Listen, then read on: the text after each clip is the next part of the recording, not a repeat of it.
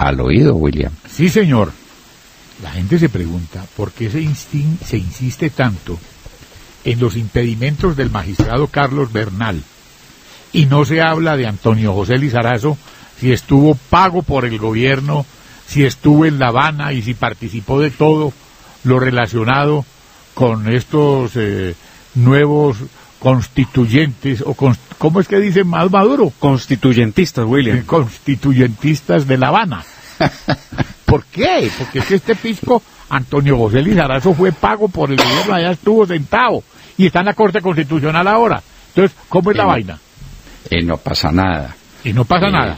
Y la señora Fajardo fue elegida para eso. Para ayudar a Santos con las cosas de La Habana. Y no pasa nada. Y el señor Linares es un alumno, discípulo, alcahueta de Santos. Y no pasa nada. No pasa nada. Bueno, así. Este país así no resiste más, William. No resiste más. Aquí van a pasar cosas muy hondas y muy serias. No queremos decir que violentas y esperamos que no lo sean. Pero usted suma cosas y dice, Dios mío, ¿en qué país estamos? Usted se imagina un país cualquiera de América o del mundo que dijera, todos mis campos petroleros están paralizados. ¿Pero qué tal eso? Por cuenta de unas personas que irrumpieron aquí, que se metieron y que lo pararon todo, y aquí no hay orden, aquí no hay autoridad, aquí no hay nada. Tenemos todos los campos petroleros parados. Entonces, ¿usted se imagina eso? Mientras Juanpa proclamaba la dejación de armas, en una proclama, yo decía, este tipo pues se convirtió en el nuevo redentor de esto, sabiendo lo que está pasando mientras matan los policías por allá en el Cauca. Sí, señor, como lo hicieron el día de ayer, precisamente, que registramos la noticia de dos policías adscritos a las SIJIN asesinados por la guerrilla. A propósito de las armas, William, y del espectáculo que ayer vivió Colombia a través de la televisión, dice el presidente Juan Manuel Santos que ayer fue el día final, que las FARC se acabaron. Y dice Timochenko que no, que las FARC no se acabaron, que al contrario, las FARC siguen en pie de lucha. ¿Cómo es eso? Pues no lo entiende nadie. Doctor, entonces, ¿cómo es la vaina? Sí, sí, a mí me parece que el artículo, yo lo decía en la noticia al inicio del programa, me parece que el artículo que saca la revista Semana es muy diciente, ¿no? Ahí yo leo entre líneas que saben lo que se viene y hablan precisamente de que no es lo mismo y es una manera de justificar la violencia que viene y que ya está, ¿no? De mar, usted lo dice. Sí. Y dicen que es diferente el restablecimiento de la paz al mantenimiento de la paz, a la consolidación de la paz, y que son 3 etapas, y hablan del caso de El Salvador como anticipando lo que puede ocurrir en Colombia. Eso es muy grave, ¿no? Mientras tanto... Pero William, habla Timochenko de que las FARC siguen y anuncia su agenda política prácticamente, que ellos están convencidos que arrancará desde el mes de agosto, sí o sí, pero hay un problema y hay un tema que debemos analizar con detenimiento. Se dijo de la dejación de armas y todos ya entendimos en qué consistía la dejación de armas. La dejación de armas era que las FARC las dejaba a un lado o se las dejaba guardadas, como efectivamente pasó, metidas en esos containers de la ONU, que no son muchas. A ver, perdóname que lo interrumpa, Ademar. Señor. Pero usted no sabe qué armas hay guardadas en esos containers. Nadie sabe. Ni usted ni nadie. Nadie. El que diga que no hay sabe claridad, qué armas... es verdad. No hay claridad. El que diga que sabe qué armas están guardadas allá, miente, porque no se lo dejaron ver a nadie. Nadie. Vamos para allá, doctor Fernando, porque es que ayer lo que dejaron ver y la televisión pudo registrar fue no más de 15 fusiles en uno de esos contenedores allá en Mesetas. Ajá. Eso fue lo que vimos. Y unos fusiles que entonces salieron a decir, el señor Arnaud salió a decir que eran fusiles totalmente operables. No cogió un solo de esos fusiles, pero sí fue capaz de constatar que eran operables. ¿Están numerados? Hicieron un simulacro. Ahí sale un señor de la ONU dando un número diciendo, no, este es el registro del arma. Y esto es por cuenta de las críticas que se ha hecho al proceso. Pero las FARC no dejó las armas, William, porque mire, aparte de eso hay que tener en cuenta que, primero, las caletas, solamente 77 caletas se han encontrado. Ese es el tema, ¿sí? Además, las caletas, eran casi 1000. Sí, dice la ONU que encontró 77. Dice pero por la favor. ONU.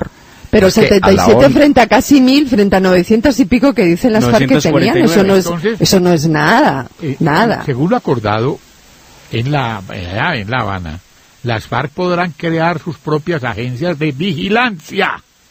Entonces les queda muy fácil, pues ya tienen las armas de las caletas. Claro, tienen la plata, claro. Y tienen los delincuentes listos para hacer lo que les dé la gana, para que hablemos claro. Pues William, es que las armas no las dejaron ayer, le mintieron al país, primero por el tema de las caletas, segundo por el tema de los 3.500 milicianos. No dirán que los milicianos andaban con caucheras en la mano, no, andaban con armas obviamente, y de esas armas no se dijo nada. Pero todavía queda el siguiente tema, y es que 700 armas, eso dice la ONU, no nos consta, 700 armas quedaron en manos de los guerrilleros de las FARC que vigilan los campamentos. O sea, no solamente es el mecanismo de monitoreo tripartito de ONU, gobierno y FARC, que está a 1 kilómetro de distancia del campamento, a la redonda, sino que también dentro de los campamentos hay 700 armas que no sabemos de qué tipo y de qué clase están en manos de los guerrilleros que dicen dizque para custodiar los campamentos. Pero yo le pregunto al doctor Londoño. ¿Y dónde están las armas pesadas? Exacto. ¿Dónde están las armas pesadas? Los lanzacohetes, para que hablemos claro. Y las ametralladoras .50. Y las armas que trajeron vía Venezuela para, por ejemplo, la bomba Lapa. Y las que trajeron del Ecuador. Y las que trajeron del Ecuador. Yo tengo acá un tuit del Twitter del Ministerio de Defensa de Colombia de marzo, donde dice, ya se tiene un inventario de 14.000 armas de las FARC. Oiga, eso. De esas son cerca de 11.000 fusiles. Entonces, 14.000 armas, pero ahorita nos dijeron que no, que 14.000 ya no eran, que eran 7.000. Entonces se perdieron 7.000. Tengo acá otro tuit de Juan Manuel Santos diciendo lo mismo. Ya se tiene un inventario de 14.000 armas de las FARC que próximamente pasarán a manos de @misión ONU Colombia para garantizar una paz estable. ¿Me perdona esa mentirita chiquita? No. Presidente, estoy perdida. Perdóneme esa mentirita chiquita. Sí, estoy perdida. Usted dijo 14 y ahora dice nuestra compañera Vanessa que aparecieron 7, entonces como matemática básica, ¿no? Yo quería hacer un 14, No se sabe cuál es 7, no se sabe cuál es 7. Sí, además. Porque nadie las pudo ver, porque prohibieron mirar. Pues, obviamente cuando uno prohíbe mirar es porque no quiere que lo vean. Uno oculta sus impudicias. ¿Sí? Entonces pues no hay que creer en nada de lo que pasó ayer, no hay que creer en nada. A propósito, ¿cuántas veces dijo Santos que este era un proceso de paz distinto a todos los del mundo porque estaba basado en el interés de las víctimas? ¿Conocen ustedes una víctima que haya sido indemnizada por las FARC? Una. No. Una. De hecho, ni siquiera sabemos qué pasó con la plata que le dieron a Juan Manuel Santos cuando recibió el Premio Nobel de Paz, que desde allá, desde Noruega, ofreció ese dinero para las víctimas de las FARC. Del Chocó, no, para mandarla para el Chocó. Y además, vuelvo a preguntar, estos señores van a crear sus propias agencias de vigilancia. Sí, William, aquí lo dijimos en la hora de la verdad. Sí. Aquí entrevistamos a uno de los hombres más importantes en el gremio. Entonces ahí tienen las armas, como Montserrat, ¿cierto? Ahí tienen las armas. Sí, pero es que a mí eso me parece increíble. Es como si me dicen que en España la ETA después van a ser vigilantes y van a tener... No, yo leí inaudito, en un periódico en este momento, no recuerdo miembros de la Unidad Nacional de Protección. Imagínese usted. Es que mire, no me cabe en la cabeza. Yo sabía que el doctor iba a José María, haga composición del lugar. José María Aznar, custodiado por un hombre de la ETA. Bueno. Pero es que... ¿Usted se imagina? No me lo imagino. Al igual que me cuesta mucho trabajo y el doctor Londoño custodiado custodiando. Y el doctor Londoño custodiado por un hombre de la Lapa. De la Lapa, sí. Para que hablemos claro, porque de la ETA a la Lapa es lo mismo. Ay, Dios. Les tengo una al oído, William, a propósito, usted empezaba hoy esta sección hablando del doctor Carlos Bernal y de la Corte Constitucional. Qué bueno. En el oído les cuento que entre el 5 y 6 de julio habrá audiencia pública de la Corte Constitucional donde va a escuchar a las víctimas, eso se cree, o por lo menos eso dicen, a la Fiscalía, a la Procuraduría y a miembros de las FARC en audiencia pública sobre el tema de la Justicia Especial para la Paz. El invitado a esa reunión, se dice, sería Pastor Álape, quien iría a defender la justicia especial para para las FARC. Ah, para las FARC. Entonces va a explicar lo de la bomba del Nogal y todo, ¿o qué? O a explicar por qué los guerrilleros hoy, todos los terroristas, los que pusieron la bomba en el Nogal, los que asesinaron a los concejales del Huila, los que mataron a los diputados del Valle, los que volaron el Chocó, los que se tomaron Miraflores, los de Patascoy, mejor dicho, todos, por qué ellos andan hoy en la calle, mientras el resto de los que habían prometido estarían en las calles también, en virtud de este proceso, que eran los militares y policías, siguen en las cárceles. Dios mío, militares y policías a los que les quitan el sueldo cuando los ponen presos. ¿Cómo le parece? Entonces, es que ayer oíamos al general Mendieta y decíamos, esto no es posible, lo que él está diciendo no es posible. A nadie se le ocurrió decir no es verdad, porque sabemos que ese es un hombre veraz y serio y recto, contando el tratamiento que le dan a las personas secuestradas por los bandidos y a las personas que quedan prisioneros supuestamente por haber excedido el nivel de su fuerza en operaciones o por cualquier cosa. Hay que ver cómo los trata el Estado. Bueno, y entonces las FARC hicieron dejación o entrega de armas. Dejación, William. Ellos lo dijeron, lo repiten insistentemente. Eso dijeron ellos. Por ahí hay por eso dejaron las caletas. Las caletas. Ellos saben explicar bien en qué consiste eso. No va a haber entrega de armas. No van a haber, por ejemplo, un guerrillero de la FARC entregándole a un representante del alto gobierno este fusil, esta ametralladora. Eso es lo primero. Lo segundo, no va a haber destrucción de las armas, como nos dicen ocurrió en El Salvador. Las armas entrañan para nosotros toda una simbología de resistencia, ¿no? Y esas armas se van a colocar en un lugar lejos de su uso.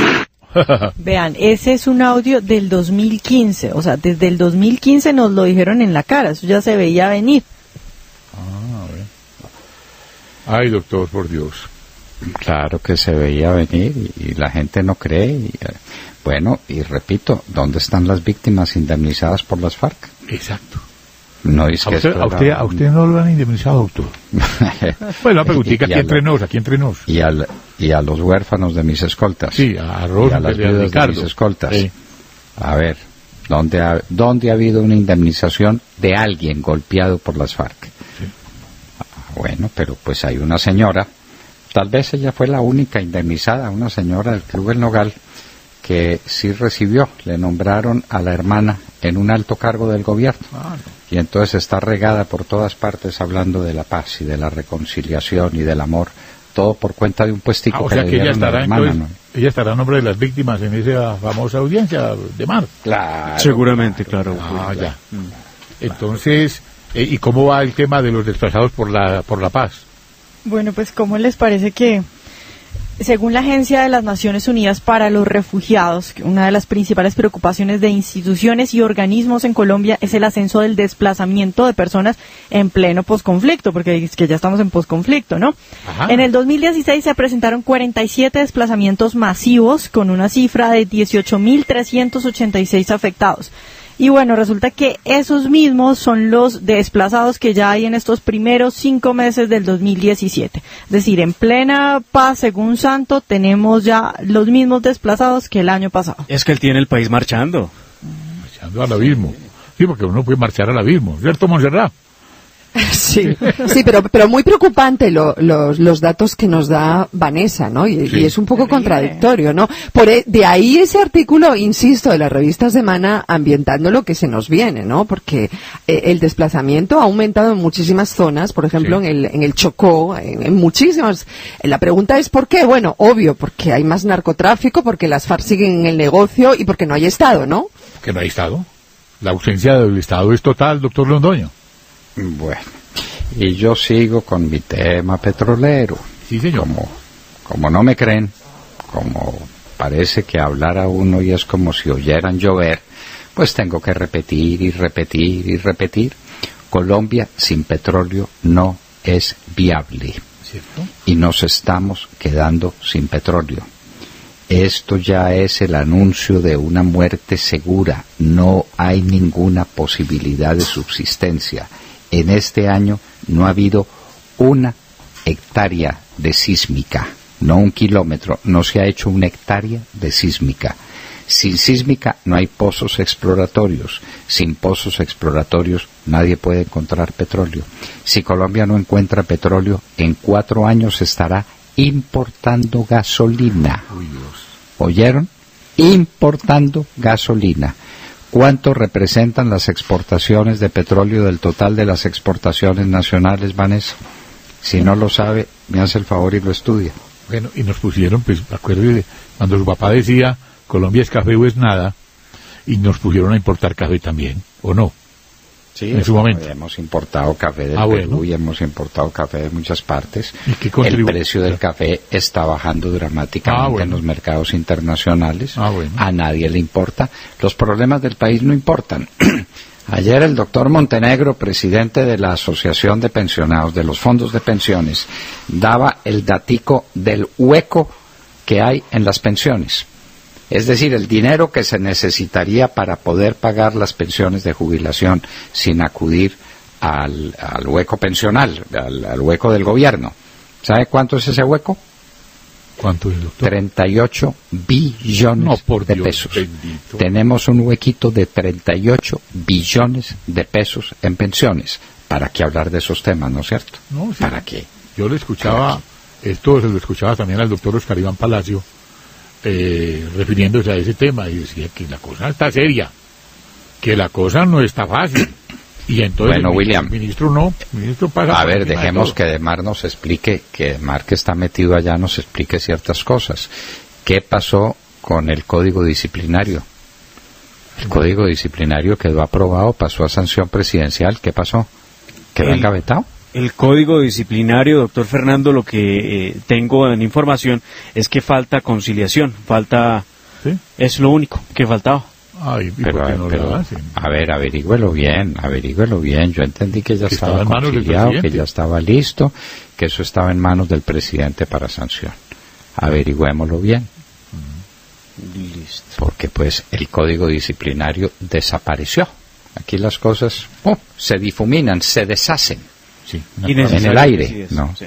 Averigüe qué pasó con el Código Disciplinario.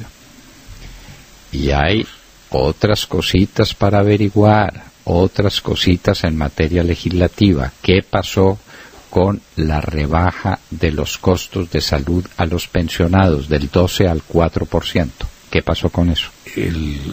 Por ahora solamente el anuncio del ministro Mauricio Cárdenas, que el gobierno objetará la ley y esperaremos que regrese al Congreso para que sea aprobado. La promesa que hizo... Para que sea firmado, perdón. La promesa que hizo el sátrapa en el 2014, ¿en qué quedó?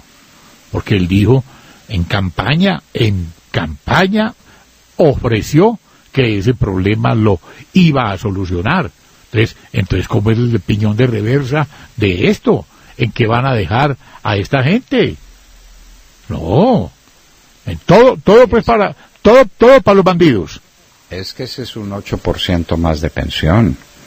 Para un pensionado, eso es la diferencia entre la comodidad y la estrechez, o la estrechez y las afugias más terribles. 8% de una pensión es muchísimo para un pensionado. Eso no estamos hablando de centavos, Demar. Estamos hablando de mucho dinero. Y esa fue una promesa de Santos y es una ley de la República. ¿Dónde está esa ley? Y don Antonio Guijur, un bloguero extraordinario que nos colabora mucho desde Barranquilla, todos los días se pregunta, doctor Londoño, entonces los pensionados, ¿en qué vamos a quedar? ¿En qué vamos a quedar? Es que esto... ¿En qué Santos objetará? Bueno, en eso quedamos. Pero tranquilos que el señor Ernesto Samper ya propone otra coalición, la Sagasa, que es... ¿La qué? Sagasa, Samper, Gaviria, Santos, para hacerle frente, para hacerle frente a lo propuesto por los expresidentes. No, con eso arrasan. Van a arrasar, van a arrasar. Sí, absolutamente, arrasar con ese. Es con ese. Es con ese. La Sasa, Samper Santos, hágame el favor. Sí. No, bueno, oiga, ustedes vieron ayer en medio, y aprovecho para hablar del tema, se me había pasado. Ustedes vieron ayer en medio del espectáculo desde Mesetas Meta, cómo en Bogotá instalaron en el Murillo Toro unas pantallas gigantes para poder ver el momento histórico. ¿El momento histórico cuál? Esperaban una afluencia de público sin precedentes en el centro de Bogotá para ver ese momento histórico. Pues les cuento, no hubo tal convocatoria, no llegó la gente, y al punto que varias entidades del Estado, entre esas obviamente la Presidencia de la República, el mismo Ministerio de Comunicaciones, salieron a llenar la carrera séptima de personas para ver la dejación. Entre esas personas, y lo notamos, William, estaba entre el público el ministro de las TICs, David Luna, quien hacía parte de esa masa de personas, que no superaba los 50 o 60 personas. Ay, santo Dios. Vean, pero les tengo un chisme, William. Usted... No, chisme, no, eso no nos gusta, una información. Información, por favor. ¿Se acuerdan que nos preguntábamos en qué viajó Timochenko a Oslo?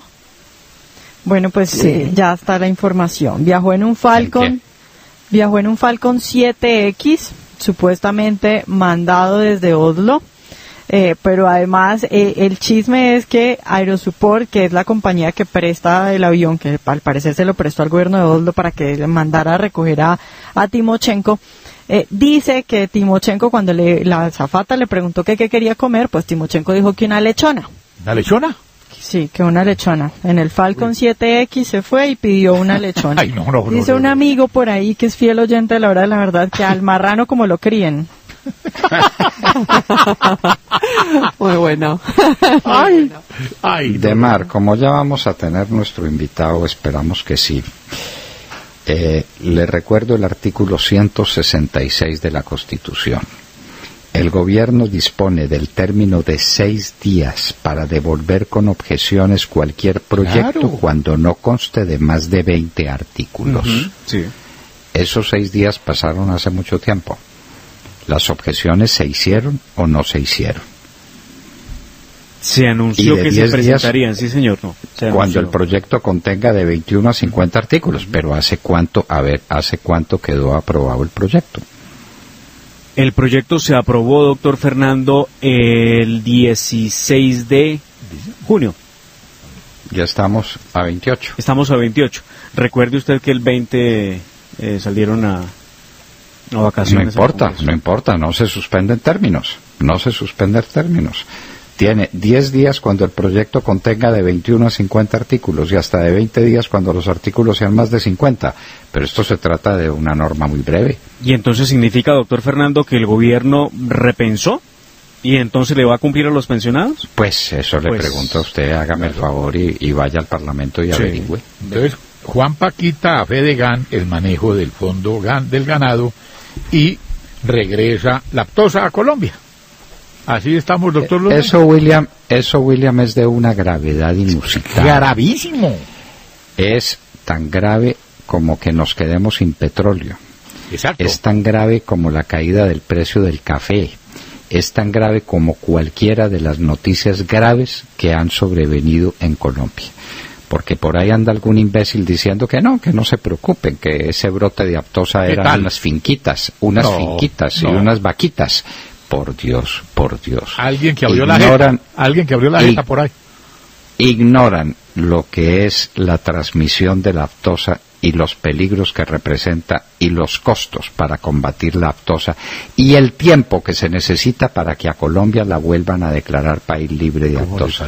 Pero sobre esto preguntémosle al que sea. ¿Cómo? Que eso se transmite supremamente rápido, ¿no, doctor?